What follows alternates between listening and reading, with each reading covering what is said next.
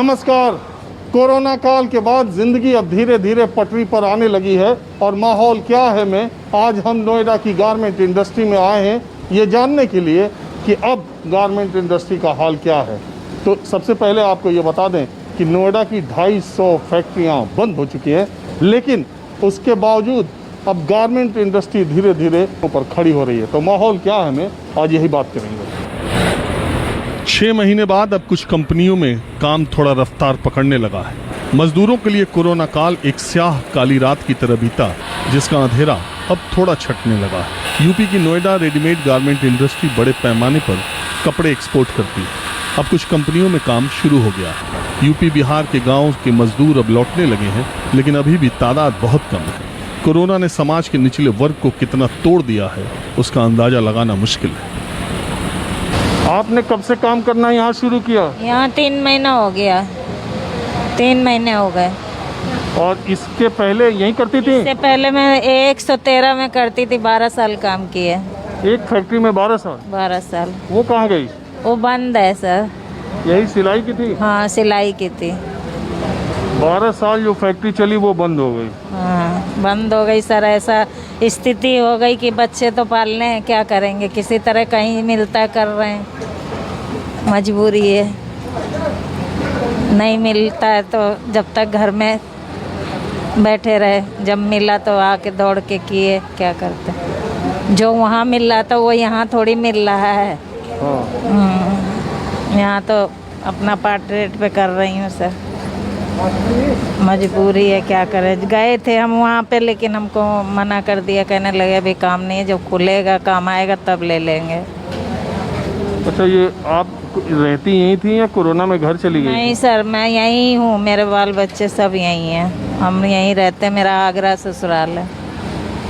आगरा तो कोरोना में यहीं थे? हाँ सर, यहीं थे। तो काम धंधा तो था नहीं, तो कैसे चला वो? क्या करे, जो जेवर एवर रखा था घर में वो रख के बच्चे पाले।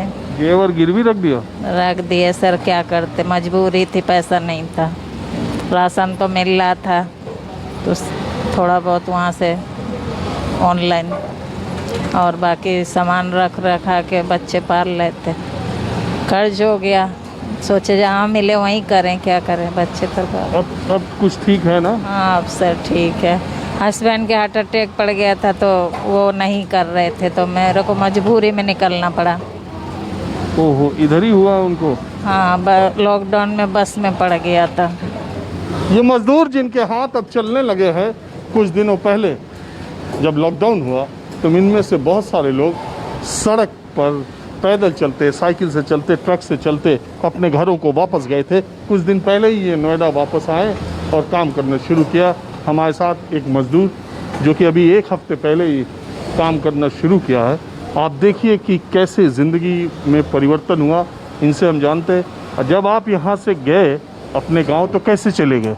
गए हैं सर, पैदल गए, 50 किलोमीटर पैदल गए। फिर उसके बाद ट्रक से मुझे साधन मिला गया, ट्रक से साधन मिला गया। फिर मैं 3 दिन में घर पहुँचा, 3 दिन में पहुँचा। फिर उसके बाद मैं जांच कराया, जांच करा के फिर अपने घर गए। यहाँ कब आए? यहाँ पे आए 10 तारीख को। अभी पिछले महीने? हाँ, इसी महीने में। इसी महीने अभी? हाँ। तो आप जिस फैक्ट्री में काम करते थे यहाँ, उस फैक्ट्री में काम, यही वो फैक्ट्री है या दूसरी फैक्ट्री? दूसरी फैक्ट्री है। हाँ, दूसरी फैक्ट्री है। तो उस फैक्ट्री में नहीं गए? गए थे तो देखे ताला लगा हुआ था, काम नहीं था। वो फैक्ट्री बंद हो गई? हाँ। यही गारमेंट की फैक्ट्री थी? हाँ, यही गारमेंट। तो वहाँ कोई बताने वाला नहीं मिला कि फैक्ट्री क्यों बंद हो गई? नहीं, जब गए तो ताला लगा था तो हम फिर गए नहीं अंदर। हम सोचे जब काम ही नहीं है तो फिर जाने से क्या फ़ायदा, जब काम नहीं है तो जाने से क्या फ़ायदा। तो मैं अच्छा, तो आपको यहाँ काम मिल गया? हाँ। आपके साथ के और लोग हैं जो घर चले गए थे, वो वापस आने लगे हैं? हाँ, वापस आए हैं हमारे साथ के 2-3 लोग। सबको काम मिल गया? हाँ, 2-3 लोग आए हैं, उनको काम मिल गया है। आप कहाँ के रहने वाले हैं? छपरा जिला बिहार का। लॉकडाउन में गए थे घर? गांव गए थे लॉकडाउन में। कितने दिन रहे लॉकडाउन में उधर? 2 महीना रहे। उधर काम धंधा नहीं मिला? नहीं, उधर नहीं ये काम है। वहाँ बाढ़ आ गया था, बाढ़ में हम लोग फंसे हुए थे। उसके बाद टिकट करवा के 22 दिन के पहले तब आए हैं। तो यहाँ जब से आए तब से काम मिल रहा है? और जिस दिन आए उसी दिन कल होके यहाँ काम लगाए। उसी दिन लग गया? हाँ, नहीं, बिहान भेला होके कल होके। अच्छा, जब गए थे तब आप कहाँ काम करते थे? तब वो E55 में काम कर रहे थे। वहाँ नहीं गए काम करने? नहीं, वहाँ मशीन खाली नहीं था, मशीन खाली नहीं था वहाँ। मतलब वहाँ काम पा रहे हैं लोग, वहाँ चल रहा? अच्छा, काम चल रहा वहाँ पे। तो वैसे अब नोएडा में मजदूर आने लगे हैं, काम करने वाले लोग? हाँ, बहुत आ रहे हैं, लेकिन काम नहीं मिल पा रहा ना। बहुत लोग घर पे बैठे, अभी भी कमरे पे बैठे हुए हैं बहुत लोग। सबको नहीं मिल रहा? सबको नहीं मिल रहा। काम कम हो गया है ना? बहुत ज़्यादा कम, 75% काम कम हो गया है। 25% कारीगर काम कर रहा, बाकी किसी का रोजगार नहीं है। अच्छा, एक बात बताइए, जब कोरोना के पहले आप लोगों को जो मजदूरी मिलती थी और अब मिल रही है, वही मिल रही है या उसमें भी कमी हो गई? मैंने काम नहीं चल रहा इसलिए कमाई नहीं तो उधर काम चलता था तो कमाई होता था। हम लोग दिहाड़ी उतना ही है, दिहाड़ी उतना ही है, सैलरी उतना ही मिल रहा, लेकिन कि काम नहीं चलने का ओवर टाइम नहीं लगता है। ओवर टाइम नहीं मिलता? हाँ, उसी में गुजारा करना पड़ता है। और वहाँ कोरोना टाइम में कैसा वक्त बीता आप लोगों का? बहुत बुरा? बहुत बुरा। हम लोग तो खाने पे आफत हो गया था, कोई कंपनी पैसा भी नहीं दिया था। यहाँ कर रहे तो वो 1 रुपया भी नहीं दिया। पूरे हम लोग लगभग लॉकडाउन से अभी तक 10 दिन पहले तक 6 महीना लगभग हो गया, हम लोग कहीं काम नहीं किया। बहुत बुरा हालात हो गया। ऊपर से कर्जा भी बहुत हो गया, 30-40 हज़ार कर्जा भी हो गया। 8 परिवार है हम लोग, कर्जा लेके खाए। रोज कमाने वालों को कुछ काम तो मिल रहा, लेकिन जिंदगी को दोबारा पटरी पर लाने के लिए अभी बहुत संघर्ष है। फैक्ट्री मालिक और एक्सपोर्टर मानते हैं कि विदेशी कंपनियों ने कोरोना काल में चालबाजी से रीढ़ की हड्डी तोड़ने में कोई कोर-कसर नहीं छोड़ी, लेकिन फिर भी उम्मीद पे दुनिया कायम है। अब हमारे साथ नोएडा अपैरल एक्सपोर्ट क्लस्टर के अध्यक्ष ललित ठुकराल हैं, जो कि गारमेंट इंडस्ट्री को, जो यहाँ उनकी संस्था एक्सपोर्ट की, उसके हेड है। तो ठुकराल साहब, हम तो जानने यही आए हैं कि गारमेंट इंडस्ट्री का अब माहौल क्या है?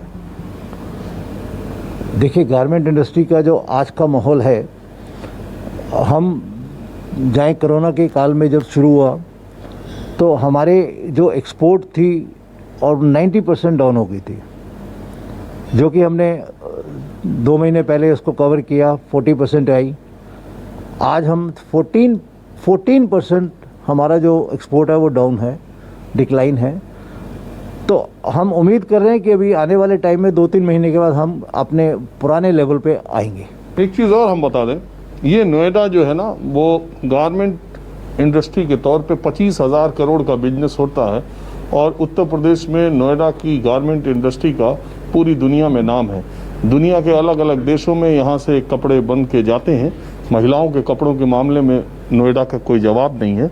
एक दूसरी जानकारी मैं आपको दे दूँ, कोरोना काल में नोएडा के जो गारमेंट के इंडस्ट्री वाले लोग हैं, उनको दुनिया के कुछ ब्रांड्स ने बहुत तगड़ा झटका दिया, उसका फ़ायदा उठाया, और उसकी वजह से नोएडा की कई गारमेंट इंडस्ट्रीज बंद भी हो गई।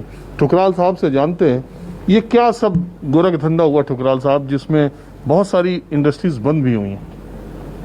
देखिए, जब ये कोरोना काल शुरू हुआ तो काफ़ी जो बायर्स थे उन्होंने ऑर्डर्स कैंसिल कर दिए।